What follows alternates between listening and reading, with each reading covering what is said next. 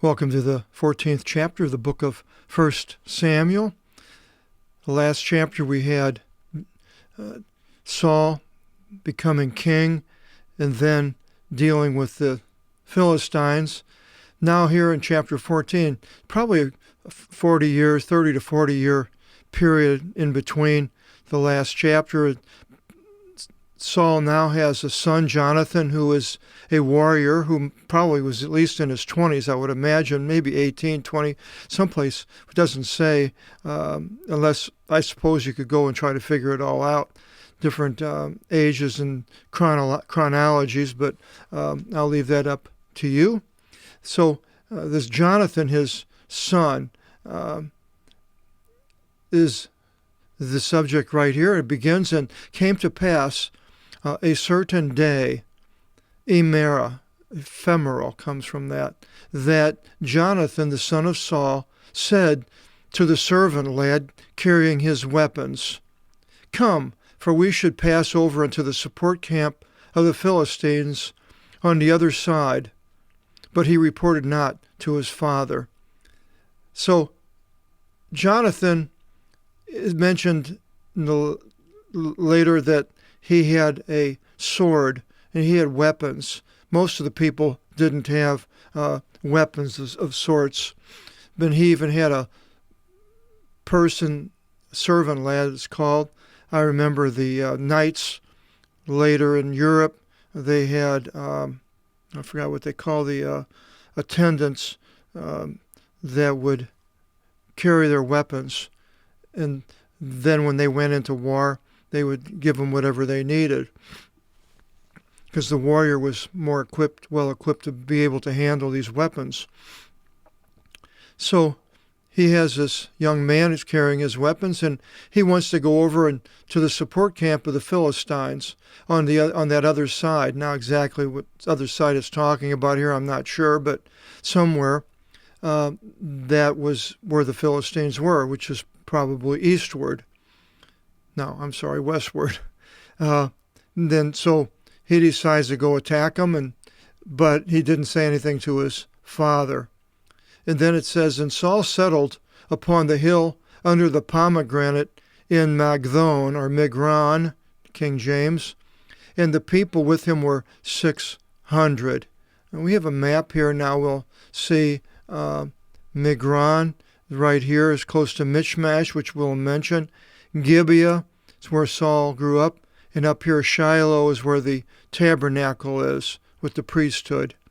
So it's not too far from Jerusalem. It's right down here. This map, and I don't know, 10 miles maybe.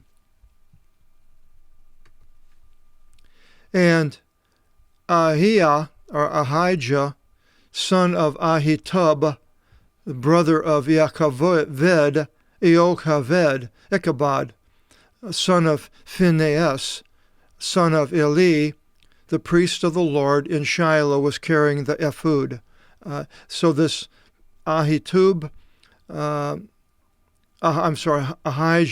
son of Ahitub, was a brother of Ichabod, who was the son of Phinehas. And Phinehas and Hophni and Phinehas were the two sons of Eli who were taking things from the people, crooked people that were using their office for their gain rather than doing the things of God. So now we have Phinehas's would be his great, I think it would be his great nephew, I think, Ichabod, brother of, because Ichabod was the son of Phinehas, and so Ahitub was the brother, so that would be son of Ahitub, brother of Ichabod. So I would think that would be Phinehas's son also, if he's a brother, and Ahijah. Well, you can figure it all out. And Eli the priest, and so was in Shiloh carrying the ephod. Now, what is the ephod? It's some object that the priesthood wore, and then later it mentions that King David was wearing the ephod. There's a great article on Wikipedia on this.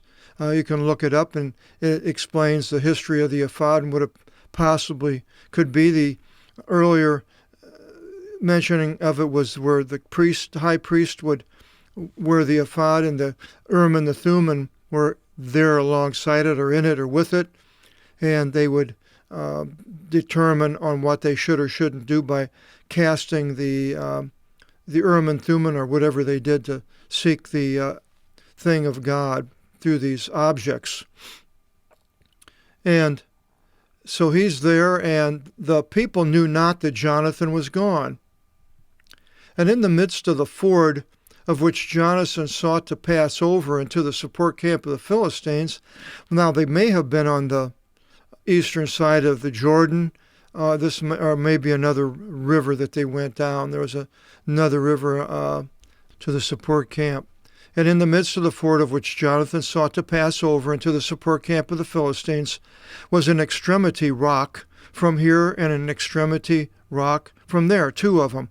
The name given to the one was Boses, and the name given to the other was Senah. Now, exactly where those are, maybe it's on a map somewhere. I didn't check those out, but I did these other places. And the one extremity from the north was going to Michmash, and the other extremity to the south was going to Gibeah. So here we have Michmash and Gibeah. So these two rocks, maybe right on this, maybe this is a river here, crossed over.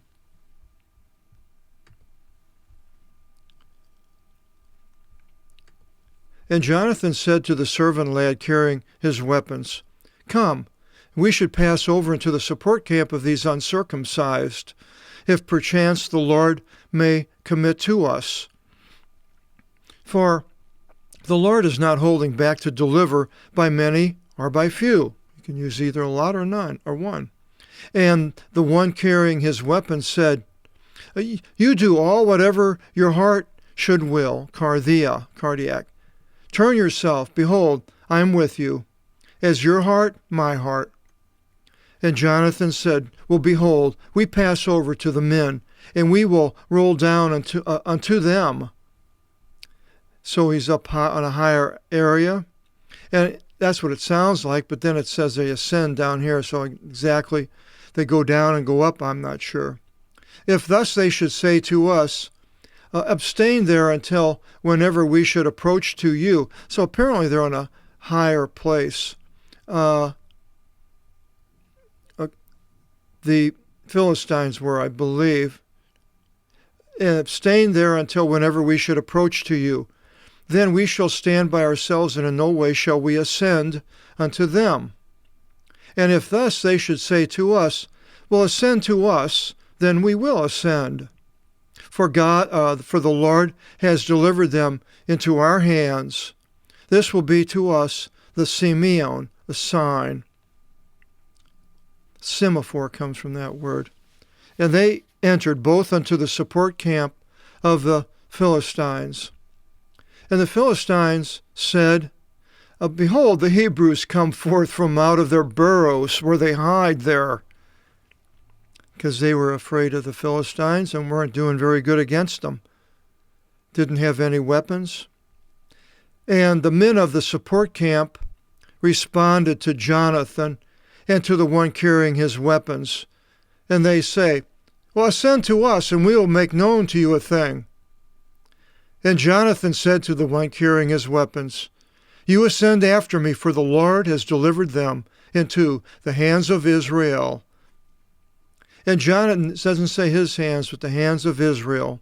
And Jonathan ascended upon his hands and upon his feet, and the one carrying his weapon after him. So here these two will go up this hill. And they looked upon the person of Jonathan, and they saw him, and he struck among them, and the one carrying his weapons gave over after him. So he's now fighting, and came to pass the first beating which Jonathan struck, and the one carrying his weapons was about 20 men, by arrows and by rock slinging and by pebbles of the plain. So he had bow and arrow, apparently, and he was a slinger. And of this of a sling, and just as King David was also, where he struck Goliath in the forehead, knocked him out. And here we have 20 men being damaged. Doesn't say they were dead, but whatever. If they were, they were. If they were wounded. And the pebbles are the rocks that go in the sling. And came to pass an ecstasy is the English word, derivative, a change of state in the camp of the Philistines and in the field. And all the people in the support camp and the ones being utterly destroyed, even they were startled. And the land was distraught, and there took place a change of state because of the Lord. So now they are fearful because this one man, Jonathan, what he did to their warriors. And the watchmen of Saul beheld. So these were men that were on the outskirts, near where the Philistines were, to see if they're coming. And the watchmen beheld in Gibeah of Benjamin. And behold, the camp was disturbed on this side and that side. So then now we'll go back to the map here, and Gibeah is down here, and Philistines are over there. And Saul said to the people with him, well, you number yourselves indeed, and see who has gone from out of us. And they numbered, and behold, Jonathan was not found, and the one carrying his weapons. And Saul said to Ahijah, the high priest, bring the ephod, for the ark of God was in that day before Israel. So now, whether that means it was out of Shiloh and came down, I'm not sure. And it came to pass, as Saul spoke to the priest, that the sound in the camp of the Philistines went out growing louder, and it multiplied. And Saul said to the priest, gather together your hands. Come together and we'll find out. And Saul ascended, and all the people with him, and they came unto the battle. And behold, every man's broadsword was upon his neighbor, and an exceedingly great confusion. So they come and they see these Philistines now fighting among themselves, thinking the other person is the enemy, and so forth. And the bondmen, being yesterday and the third day before with the Philistines, and the ones ascending into the camp, turned themselves also to be with Israel. So apparently some men that were bondmen, like slaves, they joined with the Israelites. The ones with Saul and Jonathan. And every man of Israel, hiding in Mount Ephraim, heard that the Philistines have fled. And they joined together also themselves after them into battle. And the Lord delivered Israel in that day, and the war went through Bethaven, and all the people being with Saul were about 10,000. And the war was dispersing into every city in Mount Ephraim, so it grew and grew. And Saul knew not through great ignorance in that day, and he gives curse to the people, saying, accursed the man who shall eat bread until evening. So I will punish for my enemy. Now, why he would have them starving themselves in battle, I don't know, but it was bad choice of things to do. And not any of the people tasted bread, not all the land, and all the land went into Grove, wherever that was. And at Grove was an apiary by the face of the field, where the bees were. An apiary is a beehive, bunch of them probably. And the people entered into the apiary, and behold, honey went forth. And there was not the one turning his hand to his mouth, for the people feared the oath of the Lord. So already Saul is king, and he has the fear of the people. He's growing much, much, much stronger than he was earlier. A couple of chapters back, where they's like, well, who's Saul? That he anointed, Samuel anointed him, and now he's a powerful man. All these people would obey him. And Jonathan heard not about the binding the people by an oath by his father. And he stretched out the tip of his staff in his hand. So apparently he came upon the apiary, all this honey, and dipped it into the honeycomb of the honey, and returned his hand unto his mouth. And his eyes looked up. That means he was refreshed. And one from out of the, and we'll go back here, that responded, one of the people responded and said, well, by an oath your father bound the people, and saying, accursed be the man who shall eat bread today. And the people were faint. And Jonathan knew, and said, oh, my father rids the land, for behold, my eyes see, now that I tasted a little something of this honey. But that if also the people in eating ate today of the spoils of their enemies, which they found, now even greater would have been the calamity among the Philistines. And he struck in that day from out of the Philistines many in Michmash. So apparently the Philistines got up that far. And the people tired exceedingly, not having anything to eat. And the people advanced unto the spoils. And the people took flocks and herds and offspring of oxen and slew them upon the ground. And the people ate them with the blood, which they're not supposed to do. And they reported to Saul, saying, the people sin against the Lord to eat with the blood. And Saul said, you sinned, roll indeed to me here a great stone.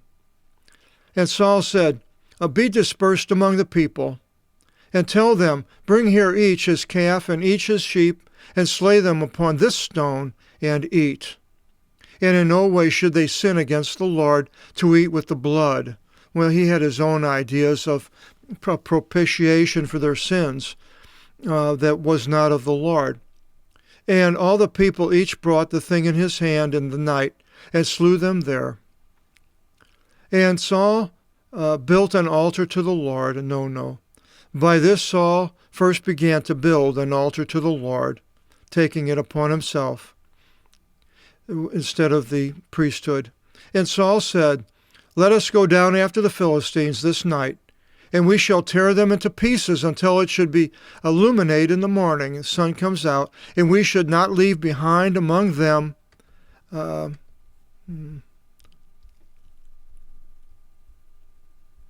man. And they said, all that is good before you, you do.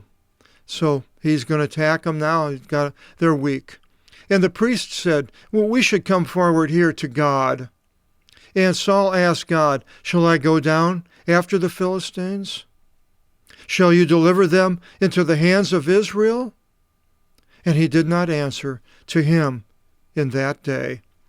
So God was not pleased with what Saul did. He did not answer. Saul had the priesthood to go through, and God did not answer through the priesthood. We as Christians have the priesthood of Melchizedek that Jesus Christ was of. He was the priest of Melchizedek that Abraham gave a tenth to from defeating the kings in the book of Genesis. And this Melchizedek didn't have a beginning and no end. And the priesthood of the Levites that Saul was going through was of the Levitical priesthood, which was it mentions in the book of Hebrews, New Testament, that Abraham, within his loins, within him, the Levites came through Abraham, but not the priesthood of Melchizedek. And this is the priesthood that Jesus belongs to. And as a priest of Melchizedek, we have an openness to go right to Jesus and ask him for things. And he says he will not deny us. In many places in the book of John, ask and you shall receive, and many, many promises of his wonderful priesthood that we can go to, and he is God himself. And so this is something that we have, and oh, that it would ever not ever happen that God would ignore us, that Jesus would ignore us through sin or disbelief. To have the priest, Jesus, he wants us to be without sin, but we are sinners. We have the forgiveness, but he wants us to be do his will, and he will bless us if that does happen. So we don't have to fail. We can come to him and asking him to defeat our enemy. And God will answer us if we are walking with the Lord, I believe. And continues, and Saul said, bring here all the corners of Israel, that's people in all the different areas, and know and behold by whom this sin has taken place today. Who ate? Because he didn't get an answer. For as the Lord lives, the one delivering Israel, that if the answer be against Jonathan my son, to death he shall die. And there was not one answering from out of all the people, even though they knew. And he said to every man of Israel, you will be for one part, and I and Jonathan my son will be for one part. And the people said to Saul, well, do the good thing before you. And Saul said, O Lord God of Israel, give manifestations, the Urim and the Thummim. So the priest cast him, and whatever he did, and Saul was chosen by Lot and Jonathan. And the people went forth free. So they're standing there. So now Saul said, well, throw the lot between me and between Jonathan, my son. Whomever the Lord should choose by lot, let him die. And they threw lots between him and between Jonathan, and Jonathan was chosen by the lot. And Saul said to Jonathan, report to me what you have done. And Jonathan reported to him, saying, well, in tasting, I tasted a little honey with the tip of the staff in my hand, and behold, I die. Well, he hadn't heard, so I don't know why he didn't give him the excuse, but the story is what it is. And Saul said to him, well, thus God do to me, and thus add yet again, that in death Jonathan today shall die today. And the people said to Saul, well, shall today the one executing this great deliverance in Israel die to death? Well, kindness, be kind, as lives the Lord. There shall not fall of the hair of his head upon the ground, for the mercy of God was performed in this day. And the people prayed for Jonathan in that day, and he did not die. And Saul ascended from going after the Philistines. And the Philistines went forth unto their place by the Mediterranean Sea. And Saul obtained by lot to reign over Israel. And he waged war round about with all his enemies against Moab, which was on the eastern side of the Jordan, below the Dead Sea, and against the sons of Ammon, which was at the top, and against the sons of Edom. I don't believe that has the Dead Sea. Well, down here, Edom is up farther here, and Moab down forth. And Edom is in here, and Ammon is up here.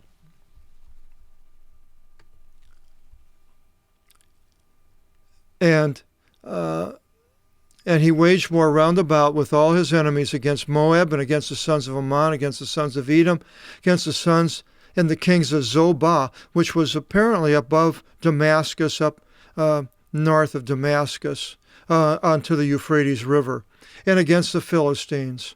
Wherever he turned, he was delivered. So now he's starting to conquer this people that had conquered Israelites. And he acted powerfully and struck Amalek and delivered Israel from out of the hand of the ones trampling him. And the sons of Saul were Jonathan and Isui and Melchisuah. And the names of his two daughters, the name of the firstborn was Melrob, and the name of the Thevterah second was Michal. Thevterah, Deutero second, Deutero Canonicals, the second canon, Deuteronomy, the second law. And this Michal was eventually marries David. And the name of Saul's wife was Ahinoam, the daughter of Ahimaaz. And the name to his commander-in-chief was Abner, son of Ner, son of a member of the family of Saul. And Kish was the father of Saul, and Ner, the father of Abner, was the son of Abiel. Now, Ner was the father of Abner, his commander-in-chief, so that they're related family. And the war was strong against the Philistines all the days of Saul. And Saul, in beholding any mighty man, and any man being a son of power, then gathered them to himself. So he would find these strong men, no matter who they were, and they would be in Saul's army. And Saul's army, as we see, will then go against Amalek, who was mentioned towards the end, and we'll find out exactly more about the Amalekites and how Saul deals with them in the next video seminar, and I hope you'll join us with it. And till then, again, God bless.